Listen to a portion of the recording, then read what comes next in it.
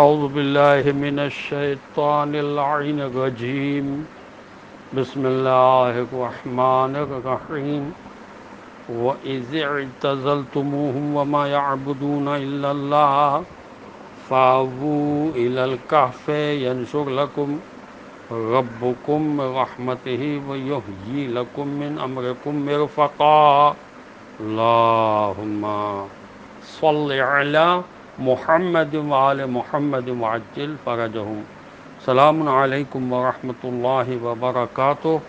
اللہ تبارک و تعالیٰ کا شکر ہے کہ میں نے سورہ کہف جو قرآن مجید کا 18 نمبر کا سورہ ہے، اس کی آیت نمبر 16 کی تلاوت کا شرف حاصل کیا، جس کا ترجمہ یہ ہے: اور جب تم نے مشرکین اور اللہ کے سوا ان کے معبودوں سے کنارہ کشی اختیار کی ہے تو غار میں چل کر پناہ لو، تمہارا رب تمہارے لیے اپنی رحمت پھیلا دے گا اور تمہارے معاملات میں تمہارے لیے آسانی فراہم کرے گا۔ اعتزال یہ غزلہ کے معنی میں کسی چیز سے کنارہ کش ہو جانے کے معنوں میں استعمال ہوتا ہے۔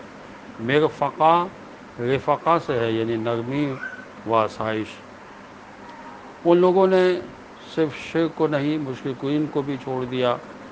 مشرک معاشرے میں رہنے کو پسند نہیں کیا، اس راہ میں چونکہ انہوں نے اپنی عیش و آرام کی زندگی چھوڑ دی تھی، تو اللہ تعالیٰ نے ان سے آرام و راحت سلب نہیں فرمایا، اپنی رحمتوں کے سائے میں جگہ دی اور صدیوں کی مدت تک آرام و راحت کی نیند سلا دیا۔ نیند سے زیادہ آرام و سکون کسی چیز میں نہیں ہے، کیونکہ نیند میں انسان تمام افکار سے بے نیاز ہو کر امن و سکون کی بہترین حالت میں چلا جاتا ہے۔ فَأَوُّوا إِلَى الْكَهْفِ یعنی عزم و ارادہ اور امید و یقین دونوں مستحکم و مضبوط بنیادوں پر قائم ہے۔ غیر اللہ کو چھوڑ کر اللہ کی پناہ میں جانے کا عزم اور اللہ کی طرف سے رحمتوں کے نزول اور آسانی کی فراہمی کی امید و یقین، دنیا کی علائشوں سے کنارہ کش انسان کو امن و سکون حاصل ہو جاتا ہے۔ صرف شرک ہی نہیں، شرک کے معاشرے سے بھی کنارہ کش ہونا چاہیے۔ عزم و یقین یعنی مضبوط ارادہ اور نتیجے پر یقین کامیابی کے دو اہم عناصر ہیں۔ خدا کے بھیجے ہوئے انبیاء اور اولیاء علیہ السلام ہدایت پر لانے کے لیے لوگوں کو مجبور نہیں کرتے، اسی لیے یہ کہنا بالکل غلط ہے کہ حضرت علیہ السلام نے حکومت حاصل کرنے کے لیے تلوار کیوں نہ اٹھائی۔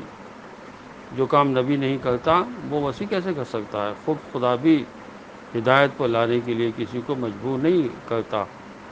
خدا نے ہر ایک کو زبردستی ہدایت اس لیے نہیں فرمائی کہ یہ دنیا دار امتحان ہے اور امتحان کا دار و مدار اختیار پر ہوتا ہے۔ اگر خدا زبردستی ہدایت فرماتا تو پھر امتحان، جزا، سزا باطل ہو جاتے۔ نیز ہے کہ خدا یہ چاہتا ہے کہ انسان اپنے اختیار اور کوشش سے ہدایت حاصل کرے تاکہ اجر کا مستحق بنے۔ جب انسان اپنے جزوی اختیار سے ہدایت چاہتا ہے تب خدا بھی اس کے لیے ہدایت دینے کا ارادہ فرماتا ہے۔ اسی لیے حضور اکرم صلی اللہ علیہ وسلم نے ارشاد فرمایا: میں اللہ کا رسول ہوں مگر ہدایت تخلیقی میرے ہاتھ میں نہیں ہے۔ اگر میرے ہاتھ میں ہوتی تو ساری زمین پر کوئی کافر نہ ہوتا، سب مسلمان ہوتے۔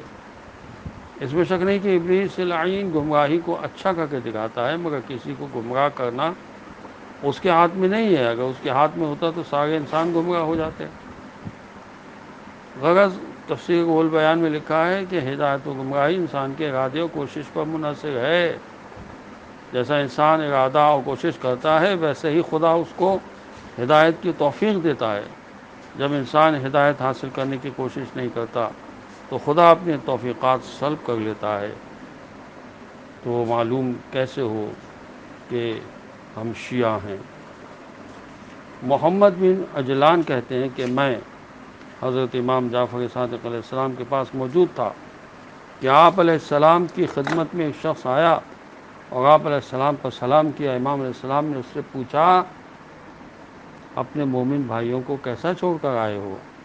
اس نے ان کی خوب تعریف کی، بلکہ تعریفوں کے پل باندھ دیے۔ امام علیہ السلام نے پوچھا: یہ بتاؤ کہ ان کے امیر لوگ غریبوں کی کس حد تک عیادت کرتے ہیں؟ اس نے کہا: بہت کم۔ فرمایا ان کے امیر غریبوں کی کس حد تک دیکھ بھال کرتے ہیں؟ عرض کیا بہت کم۔ پھر پوچھا ان کے امیر اپنے مال کے ذریعے غریبوں کی کس حد تک امداد کرتے ہیں؟ اس نے کہا آپ ایسی باتیں پوچھ رہے ہو، آپ ایسی باتیں پوچھ رہے ہیں جو ہمارے لوگوں میں بہت ہی کم پائی جاتی ہیں۔ امام نے سامنے فرمایا پھر تم کیسے کہتے ہو کہ وہ ہمارے شیعہ ہیں؟ اللہ ہمیں صحیح خالص شیعہ بننے کی توفیق عطا فرمائے۔ والسلام علیکم ورحمۃ اللہ وبرکاتہ۔